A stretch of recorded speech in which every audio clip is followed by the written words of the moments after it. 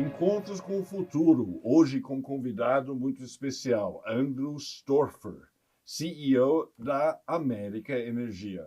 Muito bem-vindo, viu, Andrew? Obrigado, é um prazer. Aqui comigo na bancada está Jaércio Barbosa, coordenador da Base Incubadora e professor de estratégias digitais na ESPM. Meu nome é Matthew Schurtz e sou diretor no World Observatory. Encontros com o Futuro é uma produção do World Observatory, da ESPM e da Prime, braço das Nações Unidas das faculdades de negócios no mundo e no Brasil. Andrew, conta pra gente como começou e o que faz a América Energia. A América Energia é uma empresa que trata de energia elétrica e gás no Brasil, na América Latina e em alguns outros países que ela atua, fazendo gestão de energia.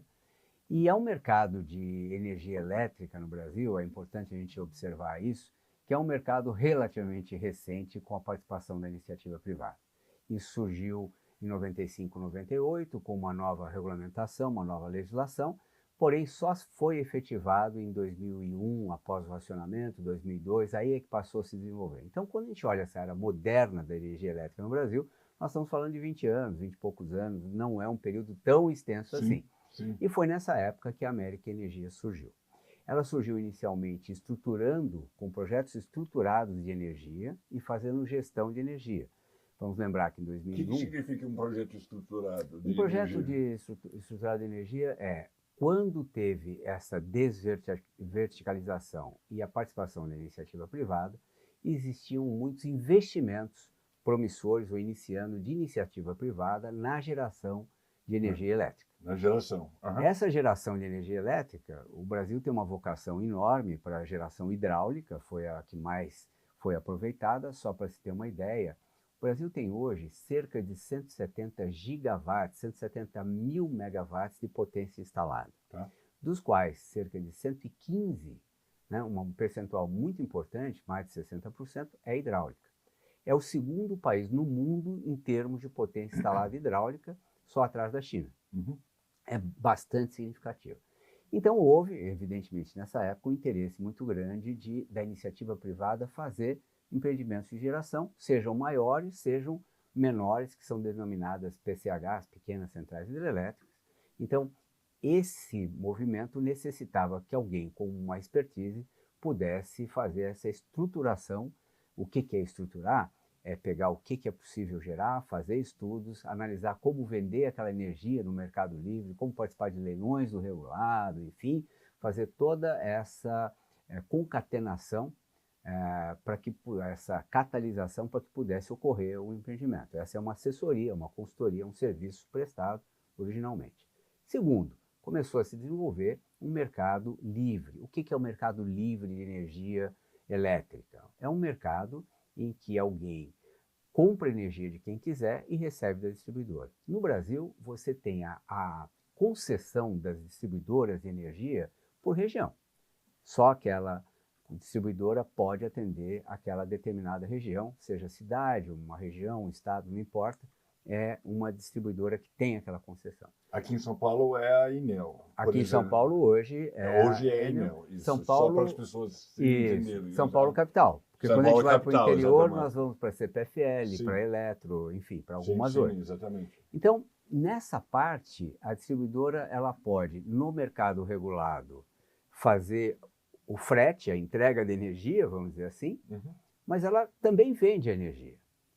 Essa venda de energia, hoje, é um sistema que a gente chama de pass-through, ou seja, ela compra por um preço, repassa, teoricamente sem lucro, ela ganha pelo serviço. Isso são leilões promovidos pelo governo, que as partes que oferecem e as partes que contratam são contratuais entre si, mas digamos assim, promovido pelo governo esse tipo de leilão e é um pass-through.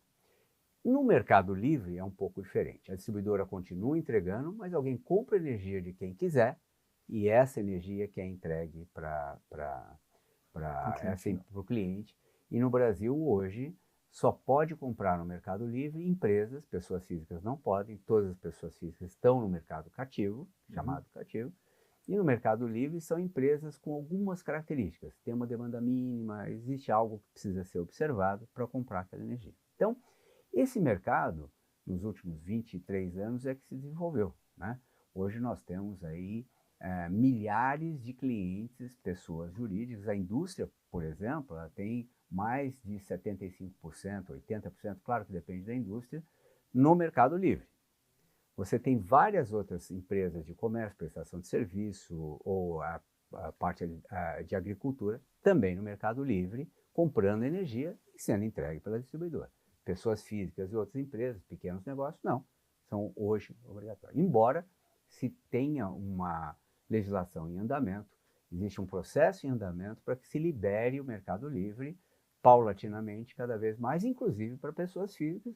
É o caso do celular, né? Antigamente, vamos lembrar, telefonia, quem é mais novo não lembra, Mas eu lembro. antigamente era aquela telefonia fixa, até hoje alguém contrata e faz da forma que quer. Então essa é uma tendência e isso é o que deve estar ocorrendo. Nessa época, a América então surgiu, fazendo esses primeiros Fica serviços. onde, América? Só para a gente saber. América Surgiu aonde? surgiu em São Paulo. Em São Paulo, cidade. Mesmo. Cidade de São Capital. Paulo. Nós temos hoje 2 unidades em São Paulo, mas nós temos filiais em Porto Alegre, Florianópolis, Belo Horizonte, Salvador. Existem algumas filiais de atuação. A gente atua no mercado nacional. Nós atuamos também na parte de gestão, porque nessa época os consumidores precisavam e precisam e vão precisar de uma consultoria, de um suporte muito especializado para saber o seguinte: eu quero comprar no Mercado Livre, por exemplo. Que é mais barato. Que é mais barato. Só para todo mundo saber. Para todo mundo saber, a economia que se consegue em média no Mercado Livre é em torno de 30%. Em alguns casos 20%, em alguns casos 40%, enfim, mas 30% é um número bem calibrado, é uma economia muito relevante. Claro que se alguém gasta, uma pessoa física que não pode estar no Mercado Livre, R$200, pode achar que isso é... Mas para uma empresa isso faz uma diferença. E eletrointensivos, então, é vida ou morte. Esse é o ponto. Então, essa parte de consultoria, de quem comprar, quando, porque tem uns momentos, existe uma oscilação de preço no Mercado Livre, né? Quanto eu compro, quando, de que forma, de quem, com que características, como eu faço a gestão disso, do que falta, do que sobra, porque não é uma coisa tão contínua. Então, toda essa gestão estratégica e operacional, a América passou desde o início a fazer, e continuou com isso e se desenvolveu. Hoje nós somos um player muito relevante nessa parte de gestão de energia para consumidores, e nós fazemos também a gestão de energia para quem é gerador, porque também tem a mesma questão de um outro ângulo, no sentido, para quem eu vendo, quando eu vendo, de que forma, como eu calibro isso para rentabilizar da melhor forma os investimentos em geração. Angel, quais são os maiores desafios da América Energia e do setor como um todo, né? Então, energia é uma coisa interessante, energia elétrica, principalmente, porque ela, como eu falei, é um fator de competitividade para as empresas, para a economia em geral, e ela é um fator muito importante para o desenvolvimento humano.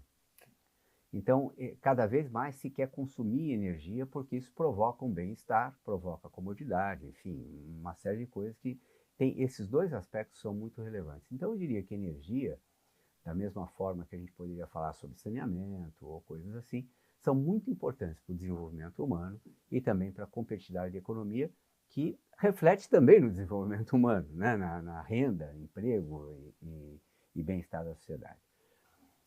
Então, o desafio que a América tem é o mesmo que a sociedade tem, é o mesmo que um país tem, no sentido de colocar energia de uma forma competitiva. A gente está inserido dentro disso, né? A América está inserida nesse contexto de otimizar, trazer um resultado melhor para as empresas e promover esse desenvolvimento. O desafio é que é um setor dinâmico, o mundo é dinâmico, as características não são tão estáveis e simples, esse é o primeiro desafio. Existe um desafio que geração de energia elétrica, matriz de geração, é muito intensiva de capital e com um payback bastante longo. E é uma questão muito relevante dentro de um país, principalmente como o Brasil, que é um país de grandes oscilações, né? O Brasil ele tem uma economia que às vezes ele cresce ou se retrai, E a energia elétrica tem uma ligação direta com isso, existe uma curva entre o que é crescimento de PIB, por exemplo, e consumo de energia. Então, ele é afetado por isso. Então, imagina oscilações disso, oscilações de preço. Como eu falei, nós temos no Brasil uma geração, uma matriz muito limpa. Só para você ter uma ideia, se fala muito no mundo sobre essa questão de ESG, na parte de preocupação com o meio ambiente e tudo mais. O Brasil, ele tem 84% da sua matriz de geração de fontes limpas. Hidráulica, eólica, solar. Ele tem muito pouco de carvão, de nucleares, enfim, que nuclear hoje já estão começando a enxergar de uma outra forma na Europa, pela necessidade de energia, não é tão ruim assim, né? Então, enfim, isso é um pouco dinâmico. Mas o Brasil tem muito pouca geração a óleo ou carvão, fontes mais poluidoras, né? Só que isso, ou seja, até a Alemanha, para dar um exemplo, ela gostaria daqui a 20 anos ser o que o Brasil é hoje. Sim, Nosso sim. desafio... Está lutando para isso faz um tempinho já. Um bom tempo, né? Eu recentemente fui palestrante, recentemente agora, mês passado, em Denver, no Colorado, teve um encontro mundial de energia e eu observava o seguinte: nosso desafio no Brasil não é a gente limpar a matriz, substituir fontes, é manter a limpeza que nós temos. Esse é o desafio que nós temos, né? E como é que faz isso? É com solar? É com eólica? Então, ou é com mais PCH? Infelizmente, o elétron não é todo igual como a gente imagina naquela fonte de produção, né? A geração de energia não é idêntica como características se a gente olhar a geração a óleo, a carvão, a hidráulica, solar, eólica. Eu vou dar um exemplo que fica até fácil de perceber uma das características. Uma usina hidrelétrica, ela tem um pequeno reservatório, ou grande, não importa, ela consegue absorver flutuações de vazão durante algum tempo. Essa flutuação era absorvida no passado de forma plurianual, tipicamente 5 anos, se conseguia absorver grandes ondas. Só que, quando a gente olhar em 2001, por exemplo, que foi o que eu citei quando teve o racionamento, 87%, vamos arredondar, quase 90% da nossa geração era hidráulica. Então, existia uma característica. Primeiro isso, de absorver oscilações. Hoje, nós temos com essa geração em torno de 60%. 63%, mas vamos arredondar, 60%. O que significa isso? Essas outras fontes limpas que entraram, solar ou eólica, são fontes importantes e são limpas, mas elas têm uma característica de intermitência. Quando tem vento, gera. Quando não tem, não gera. Quando tem sol, gera. Quando não tem, não gera. Gera com solar na parte da tarde ou no meio da manhã, mas não gera à noite. E assim por diante. Como essa flutuação é absorvida? Você precisa ter uma reserva para poder atender isso, né? Então isso sobrecarrega ainda mais aqueles reservatórios, que o pulmão, que podia absorver talvez 3, 4 ou 5 anos, passou a absorver 1 ou 2, e olhe lá. E, de repente, hoje, até de forma diária. Você hoje tem flutuações de energia, para de ventar e cai ali 5 GB de geração que sai, e você precisa suprir de alguma forma. E tem muita gente que considera que isso suja a matriz, porque em alguns momentos você tem que disparar térmicas a óleo, por exemplo, porque não tem o que fazer para atender aquela demanda. Então, o assunto não é tão simples quanto às vezes se coloca, e alguém fala assim, não é tudo igual. Tanto que isso é o motivo de quando o governo promove leilões de compra de energia para as distribuidoras, ele fala, eu vou comprar um pouquinho de hidráulica, um pouquinho de solar, um pouquinho de eólica, um pouquinho de gás ou nuclear. E alguém se espanta, porque fala, como é que compra por R$100 de uma fonte e compra 200 de outra? Puxa, compra da mais barata. Mas não é assim, porque as características são diferentes. Eu dei o exemplo de reservatórios, ou digamos assim, de garantia de atendimento, mas tem outros, de ponta, rampa. Existem serviços ancilares. Tem baterias hoje em dia, não tem? Está começando, pelo menos começando. Lá fora. E até na Amazônia tem uma empresa que faz. Tem. Você tem... baterias é um tema interessante. Tem crescido. A gente tem na América, depois eu falo um pouquinho das empresas, e a gente também tem atuação com base na infraestrutura, mas a parte de baterias ainda são caras. Tem uma durabilidade, uma duração daquela bateria não tão extensa assim. São algumas horas, né? É isso? Não, eu digo de longevidade, quer dizer, Tá duram bom, 10 ok. anos ou Tá 15, depois tem que jogar fora, Sim. tem um problema do resíduo. Assim, energia e energia elétrica envolvendo todas essas características não é tão simples, como eu digo, quanto pode parecer, né? Uhum. São temas que, se a gente vai aprofundando, a gente nota que não é uma equação tão simples. Se a gente juntar, voltando só à questão dos desafios, para não perder esse fio da meada, né? Nós temos grandes investimentos, paybacks longos. O que são paybacks longos? Em geração, são 9 ou 10 anos de payback, né? De retorno do investimento. E muito intensivo de capital. Os números estão por aí, não adianta a gente falar de bilhões ou milhões, etc., mas são números muito relevantes, pode acreditar, em termos de investimento, não são investimentos pequenos. Com paybacks longos, com essas oscilações. E aí você tem um problema de contratos legados, porque existe um modelo em andamento. Esse modelo com contratações, essas contratações do governo, por exemplo, desses leilões que foram promovidos, que as distribuidoras compram e passam, são contratações de 20, 30 anos. Então, quem se estruturou para vender por 20 ou 30 anos, com investimento, um payback, financiamento e tudo que envolve aquilo, riscos e etc., ele tem que ser respeitado naquele contrato. E alguém chega e fala, tá, mas de repente eu preciso mudar isso daí. Sim, mas tem um custo, quem paga esse custo? Então essa é uma discussão no setor. Por exemplo, se você quer mudar o modelo, e deve se mudar, qual é o custo de se mudar? Primeiro ponto. Não é fácil entender, levantar e objetivar qual é esse custo. Em segundo lugar, quem paga por isso? Se for uma política de Estado, seria o contribuinte. Se for uma política setorial, é o consumidor. E aí essa discussão vai longe porque isso provoca inflação, provoca aumento de custos e etc. Mas tem que ser respeitado por uma questão até de legalidade. Um outro fator é quanto tempo para essa transição? Então a gente não pode fazer de imediato, porque o custo é absurdo, é difícil. Tá, quanto? 10, 15 anos? O que vai ser daqui a 10, 15 anos? Não tenho ideia. Basta a gente olhar 10, 15 anos para trás. Outro dia, numa palestra, eu coloquei isso, né? Eu dei esse exemplo, a história da Bela Adormecida. Todo mundo conhece, né? Enfim, foi envenenada, dormiu 100 anos.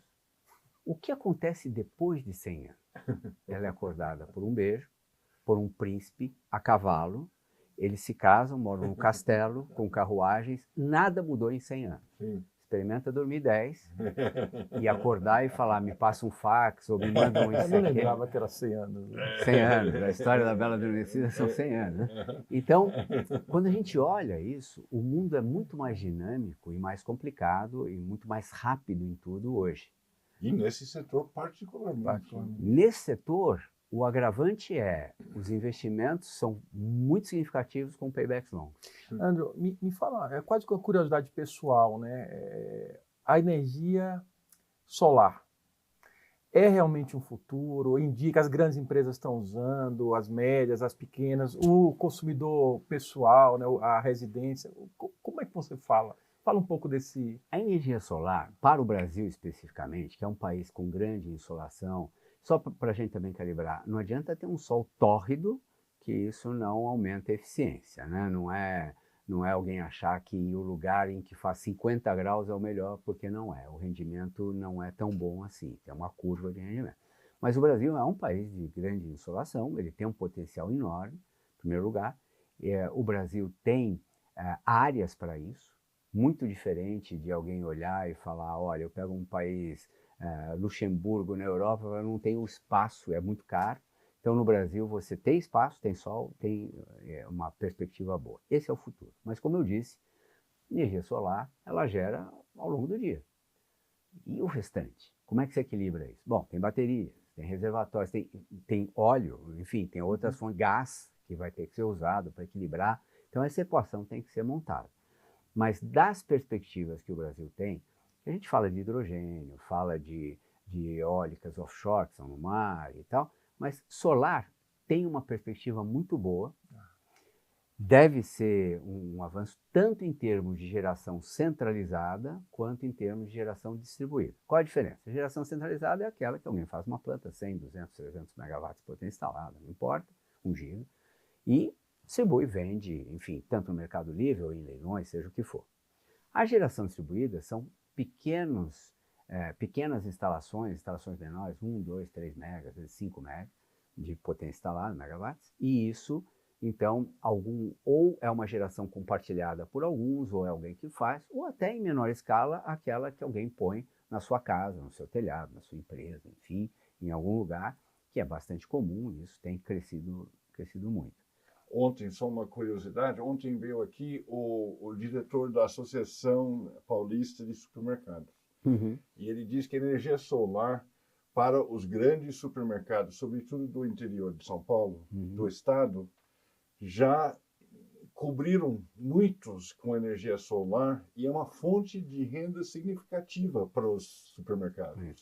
Eu não sei quanto, não saberia dizer, mas que não só eles usam a eletricidade, mas como vendem. Isso. E essa venda, como é um setor com margens pequenas, essa venda não é significativa. É significativa, muda um pouco o negócio, o modelo de negócio. Então, mas vamos extrapolar, esse é um ponto, eu queria colocar dentro dessa equação uma outra questão que vai ficar claro a importância de como o setor precisa ser equilibrado. Sim.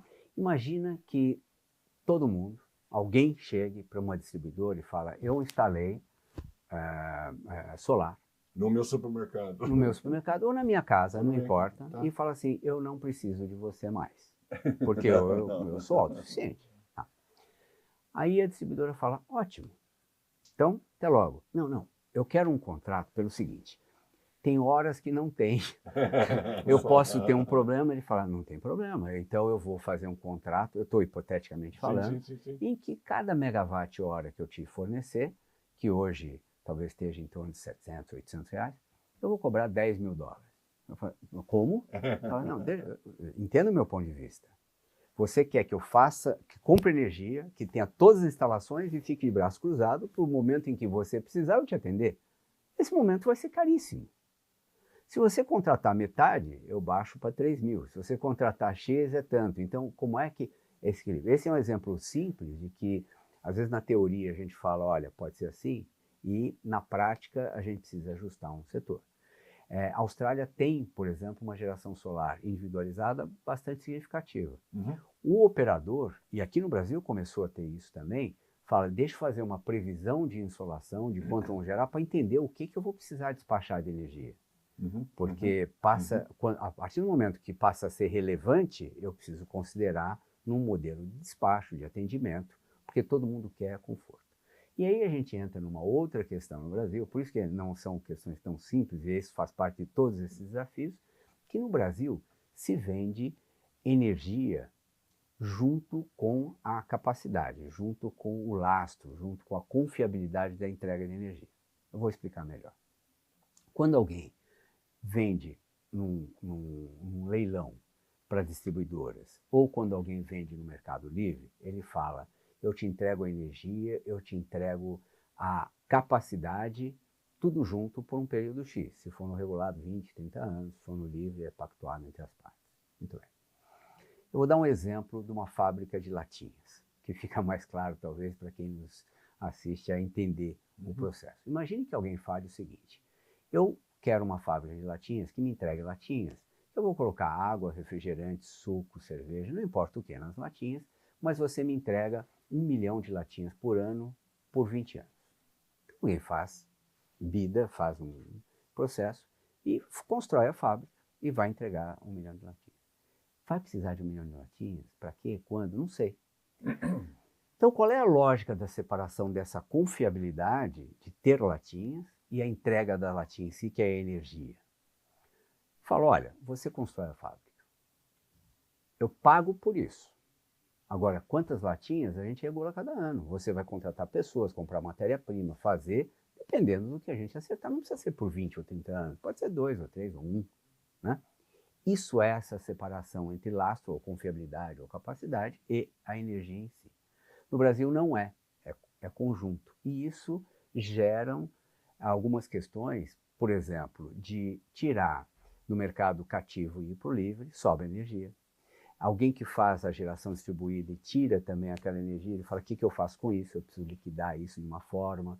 Então, isso está no radar, precisa ser melhor equacionado. De novo, existem contratos legados, significativos, paybacks longos. Então, não é uma questão que parece, estuda aí e resolve de forma tão simples, né? Mas são questões e são desafios para o setor de energia. O que a América proporciona, inclusive, para os seus clientes em termos de gestão, de consumidores e geradores no mercado livre, e a gente faz também gestão, no caso de mercado cativo, principalmente geração distribuída e tudo mais, o que fazer com esses desafios, quais são os cenários, como se preparar, como comprar energia, como vender energia, como estruturar um empreendimento. Essa é a essência dessa parte de consultoria.